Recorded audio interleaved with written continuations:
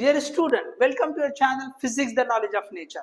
Unique series में एक और कंसेप्ट के साथ इक्विवेलेंट रेजिस्टेंस या equivalent capacitance infinite ladder circuit का कैसे पता करेंगे। देखिए, बहुत सिंपल सी ट्रिक यहाँ हम डिस्कस कर रहे हैं और ये ट्रिक जो है या ये जो कंसेप्ट है, ये जो चार आपको लैडर सर्किट दिख रहे हैं, दो लैडर सर्किट आपको कैपेसिटर में और दो लैडर हम यहाँ पे जो है रेजिस्टर के लिए बनाए हैं। तो अब देखिए यहाँ पे सिमिलैरिटी किस तरह की रहेगी। आप चाहे पहले रेजिस्टर से स्टार्ट करें या कैपेसिटर से स्टार्ट करें।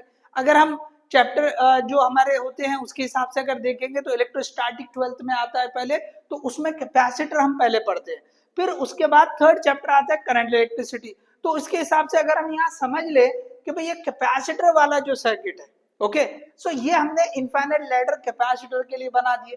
दो लैडर हमने बनाए हैं, एक कि भी पहले सीरीज वाला जो है कंपोनेंट लगा है, मतलब ये हॉरिजॉन्टल कंपोनेंट पहले आ रहा है। दूसरे में क्या बताया हमने, वर्टिकल कंपोनेंट पहले आ रहा है। तो इस तरह से हमने जो है दो लैडर सर्किट यहाँ पे कैपेसिटर के लिए बनाए हैं। इसी तरह से यहाँ पे हम जो है ना रेजिस्टर के लिए देख सकते हैं सिमिलरली, ओके। जैसे यहाँ पे हॉरिजॉन्टल कंपोनेंट पहले लगाया और यहाँ पे वर्टिकल कंपोनेंट, ये खड़े वाला कंपोनेंट, ये आड़े वाला कंपोनेंट, तो यहाँ पे ये दो लैडर सर्किट इसके लिए बन गए। अब अगर इसको जो ट्रेडिशनल वे में वर्कआउट करेंगे कि what is the equivalent capacitance between A and B, चाहे दोनों सर्किट हो, तो इसके लिए अच्छा खासा आपको टाइम लग जाएगा। अब देखिए सिंपल क्या करना है, ये सर्किट आपको दिया लैडर सर्किट, ओके, तो इसमें सिंपली एक क्वाड्रेटिक इक्वेशन लिखना है आपको, ये इक्विवेलेंट कैपेसिटेंस और ये जो दो कैपेसिटेंस दे रखे C1 C2 के फॉर्म में, क्या है ये CAB square plus C2 CAB minus C1 C2। अगर हॉरिजॉन्टल कंपोनेंट पहले है, वर्टिकल कंपोनेंट है, तो सेम इक्वेशन है, सिर्फ ये प्लस की जगह माइनस है, इसको समझ ले आप।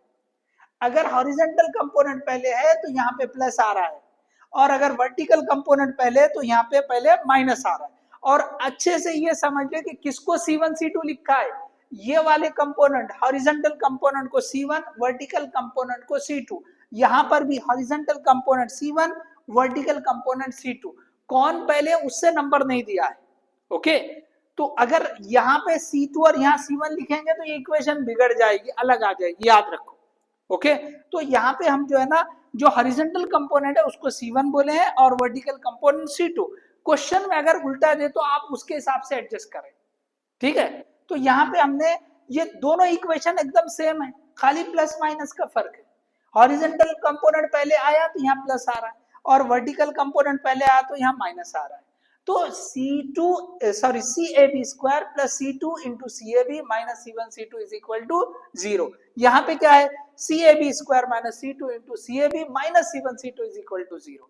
तो अगर आप इस इक्वेशन को सॉल्व करेंगे, कुछ नहीं करना है, बस अगर आपको लैडर सर्किट दिया है इस इक्वेशन को सॉल्व कर लो। ये क्वाड्रेटिक इक्वेशन है, तो CAB की जो वैलिड वैल्यू आएगी, मतलब हो सकता है कि आपको एक निगेटिव एक पॉजिटिव आए, तो कैपेसिटेंस या रेजिस्टेंस निगेटिव तो नहीं होगी, पॉजिटिव होगी, तो वो वाली वैल्यू ले लो, सो वो उसकी इक्विवेलेंट कैपेसिटेंस हो जाएगी। तो दोनों भी केस में आप समझ सकते हैं। अब इसमें एक और सिंप्लीफिकेशन बताया जाता है। कभी कभी क्वेश्चन में क्या करता है, ये C1 और C2 का रिलेशन कुछ इस तरह देता है कि C1 जो है ना इसका डबल, तो इस केस में CAB सिंपली C2 हो जाता है, मतलब ये जो कंपोनेंट है बस C2 आ जाएगा।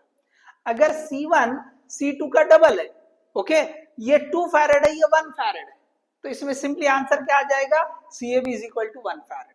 लेकिन ये कंडीशनल है, ओके। अब क्या होता है कि कोई इस कंडीशन को याद रखता और सेम उसी तरह का क्वेश्चन आ गया, तो उसके लिए तो बहुत आसान हो गया कि भैया डबल है इसका, तो आंसर सिंपली यही कैपेसिटर ये आ जाएगी। तो वो जो है ना, जैसे पढ़ते ही उसका आंसर आ गया, तो वो टाइम सेव कर लेता है। लेकिन कैसा है कि ऐसे सिचुएशन जब बार बार आएंगे तो कंफ्यूजन क्रिएट होता है, तो इससे बेटर है कि आप ये जो क्वाड्रेटिक इक्वेशन है उसको याद रख लो, ठीक है। तो ये दोनों के लिए बता दिया मैंने। अब देखो इसी को हम जो है ना रेजिस्टर्स के लिए देख सकते हैं। तो मैंने पहले इस जैसा लैडर सर्किट बना दिया, फिर ये चौथे नंबर पे इस जैसा बना दिया। अब इन दोनों में फर्क देखो, जैसे यहाँ लिखा था और यहाँ पे आप कंपैरिजन करते चलो तो उल्टा हो गया।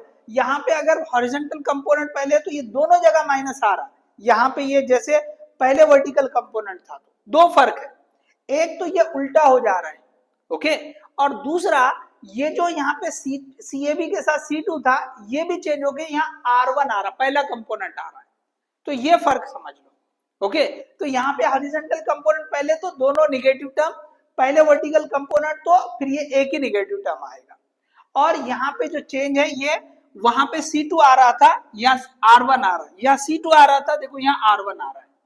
तो इस तरह से आप ये लैडर सर्किट दिया, बस इस इक्वेशन को सॉल्व कर लो, आप RAB की वैल्यू क्वाड्रेटिक इक्वेशन से सॉल्व कर लो, आंसर आ जाएगा। तो एक्चुअली ये जो क्वाड्रेटिक इक्वेशन बना के दी गई है ना, तो जो आपको सारा प्रोसेस करना था वो सब करके सिंप्लीफाइड करके यहाँ आपको इक्वेशन दे दी है। अदरवाइज जो ट्रेडिशनल मेथड है कि भाई इसके साथ में यहाँ पे आप जो है ना ये पूरे को जो है RAB कंसीडर करेंगे, क्योंकि इनफाइनाइट यहाँ पे पेयर्स है, एक आध कम करेंगे भी तो कोई फर्क नहीं पड़ेगा, फिर उसका पैरेलल कॉम्बिनेशन सॉल्व करेंगे, सिंप्लीफिकेशन करेंगे, सब करने के बाद ये इक्वेशन आती है। तो हम वो इक्वेशन आपको डायरेक्टली प्रोवाइड कर दे रहे हैं। तो ये इक्वेशन अगर आपने बस ठीक से समझ ली, समझना है आपको, क्वाड्रेटिक इक्वेशन है, पहला टर्म स्क्वायर, ये सब जो है ना आपको जो टर्म्स आ रहे हैं वो कौन से आ रहे हैं देख लेना है।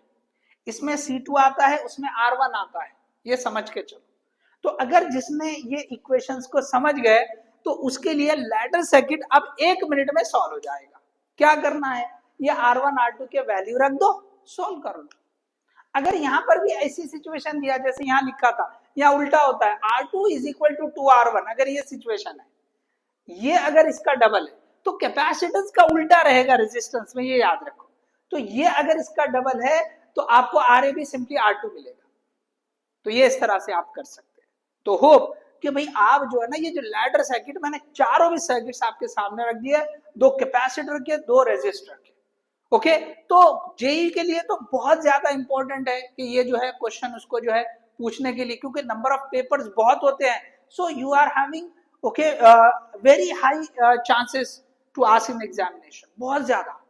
और जो नीट वाले हैं तो उनके लिए भी 1 मिनट में इस क्वेश्चन को सॉल्व करना इस तरह से पॉसिबल है। सो आप दोनों के लिए, चाहे नीट हो या जेई हो, दोनों के लिए भी इंपॉर्टेंट रहेगा। जेई के लिए तो बहुत ज्यादा इंपॉर्टेंट है, बहुत ज्यादा क्रूशियल है। क्यों? सो बहुत ज्यादा पेपर्स होते हैं इसलिए। ठीक है, तो होप आपको ये समझ में आ गया होगा। सिंपली क्वाड्रेटिक इक्वेशन इस सर्किट के हिसाब से याद रखो, और इजी है, माइनर से चेंजेस को समझ के याद रखो, रट्टा मत मारो, समझ के उन चेंजेस को याद रखो। तो आप जो है इन लैडर सर्किट की इक्विवेलेंट कैपेसिटेंस हो या इक्विवेलेंट रेजिस्टेंस हो, बहुत आसानी से पता कर सकते हैं। Hope you understood this one. Okay, all the best, thank you.